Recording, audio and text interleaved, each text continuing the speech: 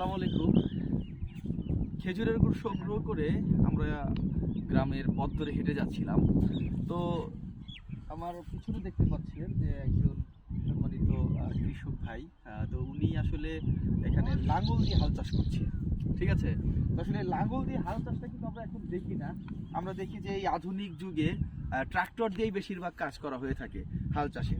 তো এটা দেখে যে আমার কাছে মনে হলো যে গ্রাম বাংলার যে সেই পুরনো সময়টাতে ফিরে গেছি। যখন আমরা ছোট ছিলাম তখন দেখতাম যে এরকম আমার নিজের মামাও চাষ করতেন।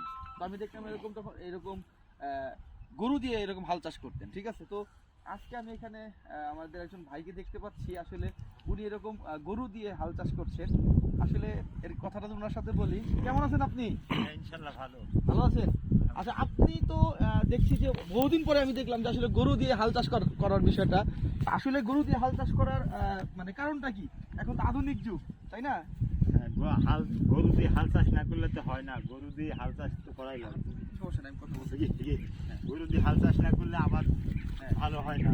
ও আচ্ছা, মানে গরু দিয়ে হাল চাষ করলে কি জমির উর্বরতা বৃদ্ধি পায় এরকম কিছু? জমির উর্বরতা বৃদ্ধি পায়। আচ্ছা আচ্ছা। আর হলো এখানে কি চাষ করবেন আপনি? এখন ভুট্টা লাগাবো।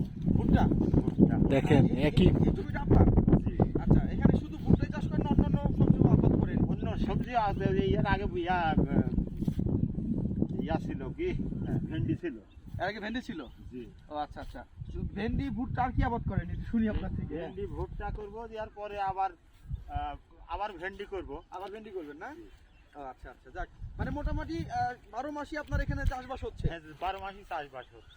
আচ্ছা, যাক, খুব ভালো। আপনার বাসা কি এখানেই? জি, এখানে। আচ্ছা আচ্ছা, অনেক ধন্যবাদ আপনাকে। তো আসলে শুনছিলাম যে উনি এখানে আসলে কি চাষ করেন, তো ভালো লাগলো শুনে। এবং সবচেয়ে বড় কথা, আসলে আবহমান বাংলার যে চিত্রগুলো সেগুলো কিন্তু এখন দেখা যায় না। তার কারণ হলো যে ওই একটা কবিতা আছে না, যে এই ইলেকট্রিকের যুগ নারীকে মুক্তি দিয়েছে স্বামী সেবার দায় থেকে। আসলে এই ইলেকট্রিকের যুগটাই আমাদেরকে আধুনিক বানিয়েছে, কিন্তু প্রাকৃতিক জিনিস থেকে অনেকটাই দূরে সরিয়ে দিচ্ছে। তো যাই হোক, সবাই ভালো থাকবেন, সুস্থ থাকবেন। এমন সুন্দর দৃশ্য দেখতে হলে আপনাকে চলে আসতে হবে নাটোরে। আল্লাহ হাফেজ।